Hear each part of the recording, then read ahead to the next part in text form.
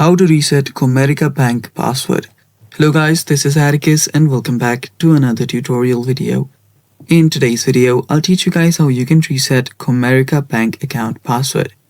So before we begin, if you're new to our channel, head down below and hit the subscribe button so you don't miss out on our future videos. Also, press the bell icon so you get notified when we release our new videos. Now let's begin. So the first thing that you'll need to do is open up your web browser. On your web browser, simply search for Comerica Bank. So search for Comerica Bank and head over to their website. You can directly go to comerica.com as well. It's completely fine. After you're here, you should see the login button on the top right.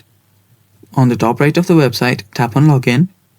And right here, this section should come up.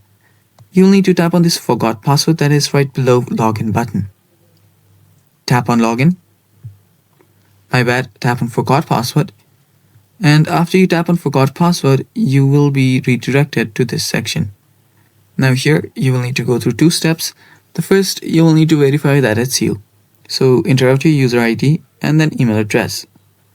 After that, tap on next, and on the next step, you might be asked to give them information such as your social security number and anything others than that related to your card. Related to your account. So just give them their information and then tap on next and you should be good to go.